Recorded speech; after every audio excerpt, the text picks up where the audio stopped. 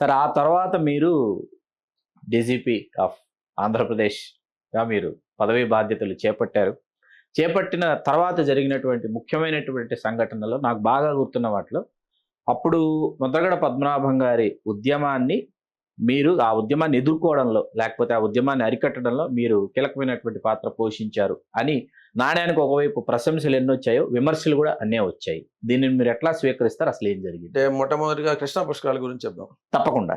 ఆ! గోదావరి పుష్కరాల్లో కొంచెం ఆ! సంఘటనలు జరిగినాయి. దురదృష్టకరమైన సంఘటన సంఘటన జరిగింది. జరిగిన తర్వాత నేను సబార్డినేట్స్‌కి ఎంత వాల్యూ ఇస్తానన్న దాని దగ్గర ఎండీఆర్‌టీసీకి ఒక విషయం చెప్తాను. తప్పకుండా సార్. నది తర్వాత నది దగ్గర జరిగిన సంఘటన తర్వాత గ్యారంటీగా చనిపోయేది ఆర్టీసీ బస్ స్టాండ్ అనేటువంటిది రోజు మాకు వచ్చినటువంటి డౌట్. అంత రష్. అక్కడ ఆ జనం సమ్మర్దం ఇక్కడ ఎంత ఉందో అక్కడే అంతే ఉంటుంది. ఒకటే బస్ స్టేషన్ అక్కడ. అంతే, అవును. రాజమండ్రి బస్ స్టేషన్ అంటే ఒకటే. నిమిషానికి ఒక బస్సు వచ్చేది వెళ్ళిపోయేది. అంత టర్న్ ఓవర్ ఉండేది మాకు. సో మీద దాంట్లో నాకు 1.5 అవర్ 2 అవర్స్ నిలబోయామండి రోజుకి. అంతే. లా హాస్పిటల్ అని అవును. హోటల్లో ఉండేవాడిని. మా సబార్డినేట్స్ ఏవి రావు గారు, ఆయన ఆర్టీసీ నుంచి ఎంప్లాయీ. గోపాలరావు గారు ఐపీఎస్ ఆఫీసర్, నాకు విజిలెన్స్ కింద ఉండేవారు.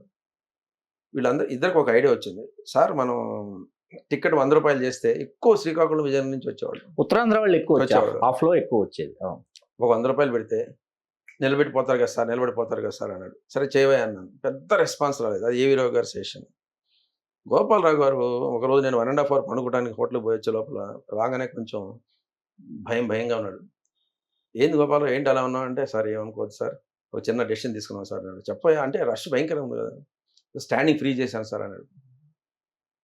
స్టాండింగ్ స్టాండింగ్ ప్యాసింజర్స్ ఎవరైతున్నారో వాళ్ళు వాళ్ళకి ఫ్రీ.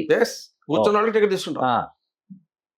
అప్పుడు మేము ప్రశాంతంగా నిద్రపోగలిగాం. అప్పుడు the evacuation of the tourist యాత్రికులు వచ్చిన వాళ్ళు ఎక్కువసేపు ఉండరు, వెళ్ళిపోతారు. బస్సులు ఫ్రీగా ఉన్నాడు. శ్రీకాకుళం ఏమనుకుంటాడు, అరే ₹300 టికెట్, ₹3,000. ఒక రోజు ఎక్కుతా అన్నాడు. సార్ ₹3,000 ఎప్పుడు సంపాదిస్తాను, పర్లేదు ఏదో సంతోషాలు బాబు, నువ్వు ఖాళీ చేస్తే చాలు అని. సో ఆ విధంగా మనం అన్ని ఐడియాస్ మనకే వస్తాయని కాదు, దాన్ని సపోర్ట్ చేసేటువంటి లీడర్షిప్ కూడా ఉండాలి మనకి. So that was the case. Coming back to this Godavari నుంచి కృష్ణ, మా భయం ఏంటి, నేను జూలై 23 ఛార్జ్ చేస్తున్నాను. ఆగస్టు 11 నుంచి ఎప్పటి నుంచో కృష్ణ పుష్కరాలు స్టార్ట్ అయినాయి. నా ముందు జయవీరమణి గారు చాలా వర్క్ చేస్తారు, దాన్ని ఫాలో అయిపోయారు. మా భయం ఏంది, ఈ first day, second day, third day ఏంటి మనకు తెలియదు కదా. ఫస్ట్ అవర్లోనే జరిగింది గోదావరి పుష్కరాలు ఇన్సిడెంట్.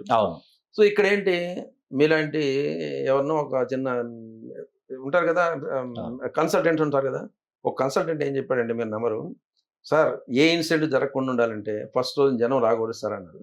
రాకుండా ఎట్టుంటారా అంటే, రాకుండా మీ చేతుల్లోనే ఉంది సార్ అన్నాడు. ఏంటంటే మీరు డీజీనే కాదు ఎండీఆర్టీసీ కూడా అన్నాడు. అయితే ఏం చేయమంటారు అన్నాడు. బస్సులు దివ్వకండి సార్ అన్నాడు. నేను అన్నాను, ఈ సీఎం గారు తెలిస్తే కోపడతారా అని చెప్పి somehow manage whatever it is. ఒకే ఒక చిన్న ఇన్సిడెంట్ జరిగింది, bad incidents. I really feel sorry for the boy, that's the difference. నీళ్ళలో పడి చనిపోయాడు. సో కమింగ్ బ్యాక్, మీరు అడిగిన ముద్రగడ గారి గురించి ఇప్పుడు కూడా చెప్తాను. I don't have anything against anyone, whether it is Janasena నాయకులు కానివ్వండి, ముద్రగడ కానివ్వండి, ఇంకోటి కానివ్వండి. బట్ ట్రూత్ ఈస్, మొదటి నుంచి మీకే ఇది చెప్తాను, ఇప్పుడు కూడా చెప్తాను, నక్సలైట్స్ గురించి అదే చెప్పాను మీకు. హింస తగ్గించి ప్రభుత్వానికి వ్యతిరేకంగా పోకుండా ఉంటే, హింస తగ్గించి ప్రభుత్వానికి వ్యతిరేకంగా పోకపోతే I would have supported naxalites cause open. So point ఏంటంటే, ఇక్కడ కాపులకి ఏదో కావాలి అన్న ఉద్దేశంతో ముద్రగడ గారు జెన్యున్గా నమ్మారు అనుకుందాం. మనం ఆయన మీద అపోదేయడం కూడా కరెక్ట్ కాదు. కానీ ఎంచుకున్న పద్ధతి ఏంటి, మొట్టమొదటిసారి ఎంచుకున్న పద్ధతి ఏంటి, పాదయాత్ర, సైకిల్ యాత్ర అని పెట్టి ఎంత ప్రాపర్టీ డ్యామేజ్ అయింది, ఎంతమంది కాపు యువత కేసులు ఎదుర్కొన్నారు తెలుసు. అవన్నీ సక్సెసివ్ గవర్నమెంట్స్ రావటం, వాటిని తీసేయటం. అంటే ఎలా ఉంటుందంటే, ఐఎమ్ సారీ టు సే, కాపు యువత అంటే ఏంటంటే అగ్రెసివ్గా ఉంటారు, నేరాల్లో కూడా ఉన్నారు అనే మాట ఎందుకు రావాలి, పడిపోతుంది వీళ్ళ మీద, ఎందుకు రావాలి చెప్పండి.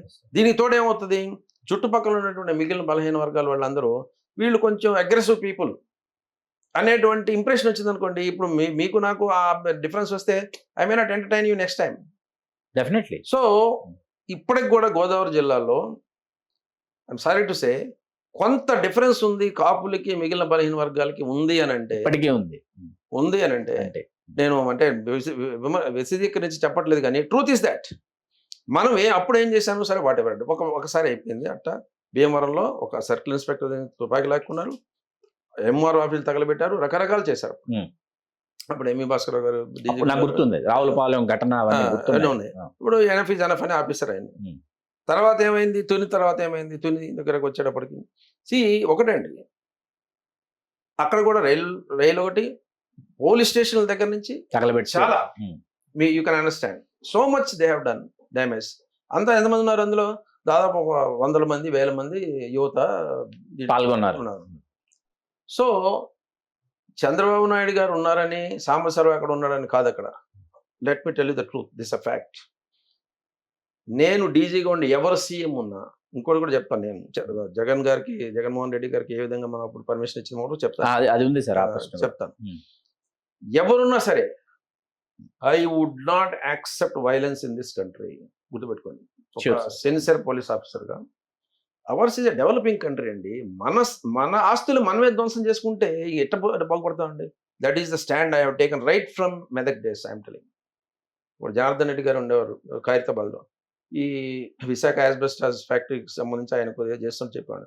మీరు ఏమన్నా చేయండి, ప్రొడక్టివిటీ పడకూడదు, డ్యామేజ్ జరగకూడదు. This was my condition.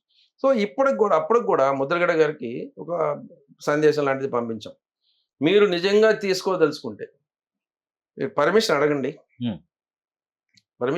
Padayatra permission అడగండి. మేము దాని మీద ఎటువంటి యాక్షన్ తీసుకోవాలో తీసుకుంటాం. నాకు ఇప్పుడు కూడా చాలా మందికి తెలియాల్సింది ఏంటంటే, చాలా ఇంపార్టెంట్ పాయింట్, మీకు కూడా ఇది తప్పకుండా. నా దగ్గర నాగరఘు గారు అని ఒక సిఎల్ఏ ఉండేవారు, చీఫ్ లీగల్ అడ్వైజర్. ఏమండి ఇలాంటి వాటిల్లో హింస, ప్రాపర్టీ డ్యామేజ్ జరుగుతున్నప్పుడు ఏం చేయొచ్చు అంటే, సుప్రీంకోర్టు ఒక 2 పెద్ద కమిటీస్ని ఫామ్ చేసి, అప్పుడు జరిగిన విషయం అది, వాళ్ళొక జడ్జిమెంట్ ఇచ్చారు. ఏమని ఇచ్చారంటే, ఎవరైనా ఇటువంటి ప్రొసెషన్స్ తీస్తున్నప్పుడు మీరు వాళ్ళ దగ్గర నుంచి రైటింగ్లో తీసుకోండి. ఏమని? ప్రాపర్టీ డ్యామేజ్ అయితే he will pay the damage, who ever is the leader. ఆ కండిషన్ పెట్టి నేను ఇద్దాం అనుకున్నాను. అందుకు అడుగుతున్నాను ఇద్దరు, మీరు పర్మిషన్ అడగండి. That's it, that's all what I did. But you cannot come out of the house without permission. ఇంట్లో నుంచి మాత్రం బయటికి రాలేరు పర్మిషన్ లేకుండా. ఎందుకు తీసుకోవాలి నేను అని ఆయన ఉండేవాడు. ఎస్, తీసుకోకపోతే వద్దు.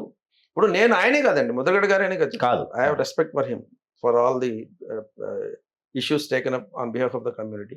కానీ పద్ధతి ఏంటంటే, ఇది ఇక్కడే కాదండి, చివరికి ఏమేమి చెప్పండి, అన్ని ప్రయత్నాలు చేసి, అంత భగీరథ ప్రయత్నాలు చేసినా అనకూడదు. కానీ ఆయన్ని ఆదరించారా పబ్లిక్? చెప్పండి. ఎలక్షన్స్లో ఇన్ని చేసినా 2-3 సార్లు ఓడిపోయారు కదా ఆయన. అవును, ఓడిపోయారు.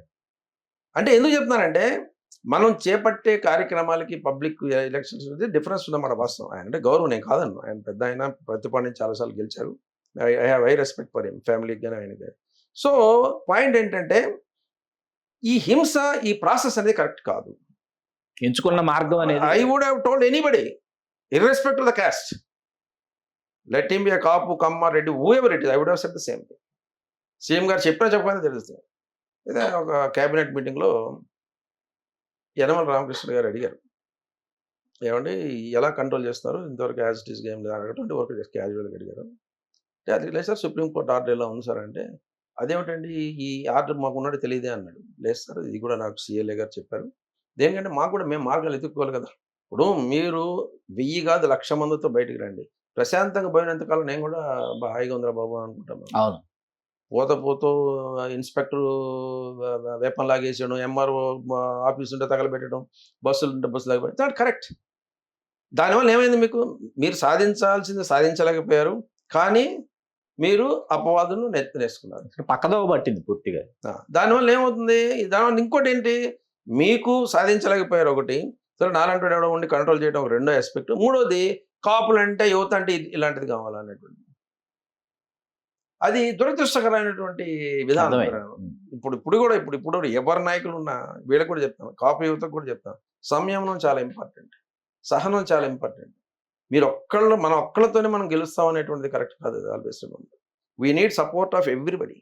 మనం బలహీన వర్గాల సపోర్ట్ తీసుకోవాలా, అగ్రవర్ణాల సపోర్ట్ తీసుకోవాలి, ఇంకొకరిని ఎనిమి అనకూడదు. రాజకీయాల్లో ఎనిమి ఉండడు. వాళ్ళు ఎందుకు అచీవ్ చేశారు ఇన్స్పిరేషన్ గా తీసుకోవాలి. That's all. పోయి చెప్పడమే. మీరు ఒకవేళ నా మొహం మీద చెప్పిన ఓటేనని, అయినా మీ ఆశీస్సులు కావాలా శ్రీకాంత్ గారు అని చెప్పి మీకు నమస్కారం పెట్టి వెళ్ళిపోయి అనుకోండి. అరే వీడెవడో తమాషగా ఉన్నాడు, కొత్తగా ఉన్నాడు అనుకుంటారు. అంతేగాని నా మీద ఉండదు. ఇవాళ జేడీ లక్ష్మణ్ గారు ఉన్నారు, ఏమన్నా బూతులు మాట్లాడుతున్నారు, ఎక్కడ ఏం హ్యాపీగా చక్కగా ఆయన పని ఆయన చేసుకుంటున్నారు, ఆయన వెళ్ళిపోతున్నారు. పబ్లిక్ ఇవాళ కాకపోయినా ఇప్పుడు జయప్రకాష్ నారాయణ గారు కూడా అలాంటి ప్రయత్నం చేశారు. ఎందుకు చెప్తున్నానంటే ఇవాళ మీరు ఈ మోసలో పోసిన విధంగా రాజకీయం ఉండాలి అని అనుకున్నంత కాలం ఎలక్షన్లు అయిపోయిన తర్వాత మళ్ళీ అదే మోసలో ఉంటారు మీరు. ఎలక్షన్లు అయిపోయిన తర్వాత అదే మోస, అదే కష్టాలు, అదే ఇవి. సో అందుకని ఇప్పటికైనా ఏంటంటే రాజకీయాల్లో మార్పు రావాలనేటువంటిది ప్రజల నుంచే వస్తుంది. వాళ్ళు ఎగ్జాంప్లిఫైయింగ్గా ఒకటి రెండు చోట్ల చూపిస్తే ఇలాంటి వాడు కావాలని. అదర్వైజ్ వాళ్ళు ఎలా ఉందండి, సారీ టు సే, ఏ మీడియా టీవీ పెట్టినేంటి, నేను మిమ్మల్ని ఎలా తిట్టాను మీరు నన్ను కొత్త కొత్త తిట్లు పుట్టుకొస్తున్నాయి. అది కరెక్ట్ కాదండి. మరి ఎక్స్లో అయితే అసలు చదవలేనటువంటి ఇవి వస్తున్నాయి. Sad part of sir. తర్వాత ఆ సమయంలో వైఎస్ జగన్మోహన్ రెడ్డి గారి పాదయాత్రకి అనుమతించినటువంటి డీజీపీగా కూడా మీరు వార్తల్లోకి ఎక్కారు. అది ఎలా జరిగింది? అంటే ఏం లేదండి, గౌరవనీయులు చంద్రబాబు నాయుడు గారు డే టు డే అడ్మినిస్ట్రేషన్లో ఎప్పుడు ఇన్వాల్వ్ అయ్యేవారు కాదు. ఆయన నాతో ఒకసారి ఫ్లైట్లో అన్నారు, నీకు ఏదైనా పని చెప్తే సంవత్సరం నెమ్మదిగా చేసుకుంటూ పోతాను నువ్వు. ఆయన కొంచెం అంటే మనసులో మాట చెప్పారు. చాలా థ్యాంక్స్ సార్ అని చెప్పి ఆయన కూడా చెప్పాను. ఈ పాదయాత్ర ఇవన్నిటి గురించి మేము అంటే ఇంటెలిజెన్స్ వాళ్ళతో డిస్కస్ చేసేవాళ్ళం, ఎంతమంది వస్తారు ఏందని. పర్మిషన్ ఇవ్వబాకండి అలాంటి ఎప్పుడు చెప్పేవారు కదా అసలు. Is very very very reasonable and then very formal. అసలు నేను ఏం చేశారు, నాకు పర్మిషన్ కోసం ఏం చేశారు, బొత్స సత్యనారాయణ గారు, ఉమారెడ్డి వెంకటేశ్వర గారు, ఇప్పుడు నూజివేడు క్యాండిడేట్ పార్థసారథి గారు, ముగ్గురు వచ్చి లెటర్ తీసుకుని వచ్చారు. లెటర్ ఏమని తీసుకొచ్చారు, మేము ఇలా పాదయాత్ర చేస్తున్నాం, మీకు ఇన్ఫర్మేషన్ ఇస్తున్నామని. సమాచారం వాళ్ళు చేస్తున్నారు. సమాచారం మీడియా నుంచి కూడా వస్తుందండి. అనుమతి కోరలా మేము, అనుమతి కోరలా. Unless you write maybe permitted అని చెప్తే కానీ నేను ఇవ్వను. సో కొంచెం భర్జన అయింది. పార్థసారథి గారు అన్నారు, లేదు సార్ మీకు తెలీదు, నాకు చాలా ఇబ్బంది అలా రాయడం అన్నారు. కాదండి, నాకు ఒంగోలులో వైవి సుబ్బారెడ్డి గారు నేను అన్నాన్ని పిలుస్తాను, కావాలంటే ఆయన కూడా అడగండి, మాది ఒంగోలు అంటే వైవి సుబ్బారెడ్డి గారికి కూడా ఫోన్ జరిగింది. ఏంటి సంవత్సరం గారు కొత్తగా చెప్తున్నారు అన్నాడు. అదే నేను కొత్తగా కాదు సార్, లాలో చెప్తాను సార్, మీరు నాకు ఇన్ఫర్మేషన్ ఎందుకు ఇస్తారు అని అంటే, లేదు సంవత్సరం మీరు చెప్పండి, మీకు నిజంగా మీకు కాదనుకుంటే అది రాకపోయి నేను ఇస్తాను. I'm telling you, even if you don't write seeking permission I will give, but నేను జెన్యూన్గా అడుగుతున్నాను అన్నాను. సో పార్థసారథి గారు ఏదో రాసిచ్చారు పర్మిషన్ అని చెప్పి. ఆయనకి ఎందుకు ఇబ్బంది కలగాలి అని చెప్పని చేసి I give permission 15 minutes time, అంతే. That's all, nothing. కాకపోతే ఏంటంటే ఆయన ముఖ్యమంత్రి గారు జగన్మోహన్ రెడ్డి గారు ఎక్కడ పోతున్నా కానీ మీరు సరైన బందోబస్తు పెట్టండి. After all leader is leader, opposition leader అయినా ఇంకోటైనా. Just 15 minutes. అది అయిపోయిన వెంటనే ఉమారెడ్డి గారు, బొత్స సత్యనారాయణ గారు వీళ్ళందరూ బయటికి పోయి దే గేవ్ ప్రెస్ కాన్ఫరెన్స్. మంచి వాతావరణంలో జరిగింది, పర్మిషన్ ఇచ్చారు. Fair, we don't really look in to that. ఇప్పుడు కూడా చెప్తున్నాను, వాళ్ళు అడిగారు. ఇప్పుడు ముద్రగడ్డ గారు అడగకపోవడానికి వీళ్ళు అడగకపోవడానికి తేడా చెప్పండి.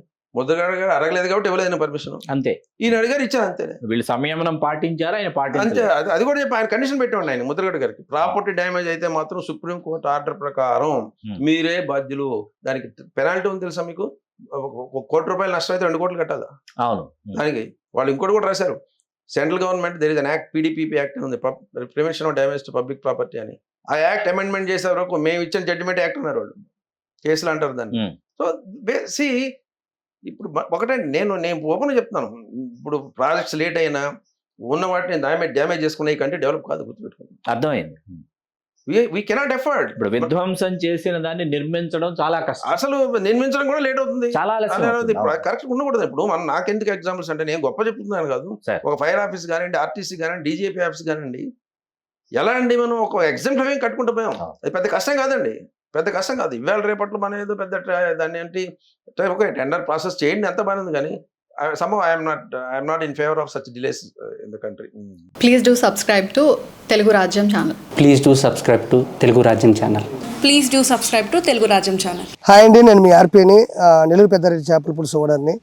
మీరు తెలుగు రాజ్యం అనే ఈ యూట్యూబ్ ఛానల్ సబ్స్క్రైబ్ చేసుకుని మంచి వీడియోలతో వస్తారు. Thank you so much. Hi people, I'm Sonakshi Verma. and you please watch Telugu Rajyam and please subscribe to the channel.